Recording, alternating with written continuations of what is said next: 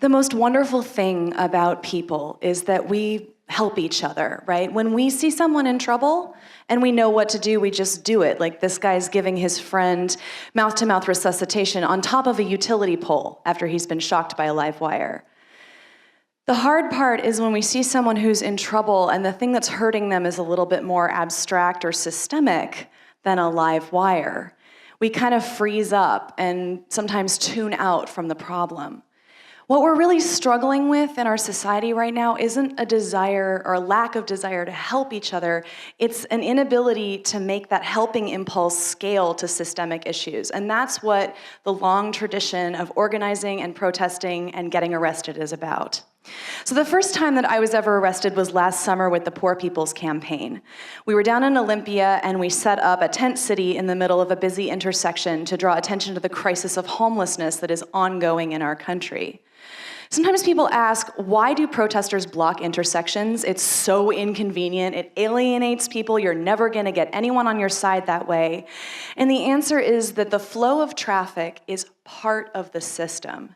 And the system is not working for everyone. It is inconveniencing some people all the time. And so we are saying, stop, we're gonna put our bodies in the middle of the system and make the people who have the privilege of just going about their day pay attention to what is happening to folks who do not have that privilege.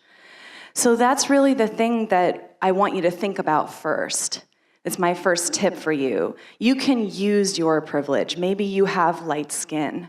Maybe you have a great education. Maybe you're sitting on $500,000 of Amazon stock. Maybe you're a dude. If you have that systemic power, you can use it. You're gonna face fewer ramifications from being arrested than somebody who doesn't have as great of an education and might struggle to find a job, or someone who has darker skin where the police are more dangerous for them. You have the opportunity to use that privilege. Once you decide that you want to use your privilege this way, you have to understand that civil disobedience is a tactic. Getting arrested is not the goal.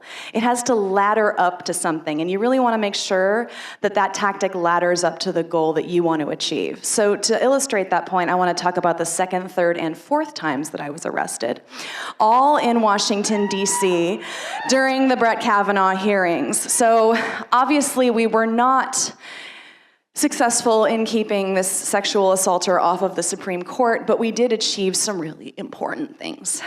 First of all, we created a real pressure cooker in DC, and under that pressure, Brett Kavanaugh cracked. He showed us who he really was, and he committed perjury. And because of that, later on, we can remove him from the Supreme Court. The second thing that we were able to achieve is we forced the Republicans to show their hand. This was a power grab. They were so desperate to have a Supreme Court justice who believed that a sitting president cannot be indicted that they put that guy on the court. And the third thing, that really pissed a lot of people off. It pissed me off. Did it piss you off? Yeah. All right. Well, that drove a lot of people to the polls in November, and that's part of the reason why we took back the House of Representatives. So I think that those were three really successful things.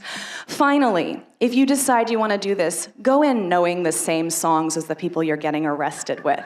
This is actually really important. So the first time I ever disobeyed a direct order from a police officer was a year before I got arrested. It was the weekend that the Unite the Right rally was taking place in Charlottesville, and we actually had a white supremacist group holding their own rally in Westlake Park. We set up a counter-protest and ended up in a standoff with SPD at the corner of 2nd and Pine. They started firing off flashbang grenades and pepper spraying people and threatened to arrest every single person in the intersection if we didn't clear it. And I've never seen anything like this in my life. 500 people just sat down and we started singing "We Shall Not Be Moved." And 5 minutes went by, and 10 minutes, and 15 minutes, and we started getting messages from our scouts at Westlake that the cops were clearing out the white supremacist group because they could not guarantee their safety. There were simply too many of us, and we were not obeying. If you don't want to get arrested, there are lots of things you can do. You can film and be a moral witness. That's what we call it in the Poor People's Campaign. You can hold on to people's stuff so that it doesn't get taken into custody. And you can be there when they get out of jail with warm socks, a snack, and a hug. My name is Tay Phoenix, and I'm an activist and singer-songwriter here in Seattle. And I just want to remind every single one of you, we outnumber him. Resist. Thank you.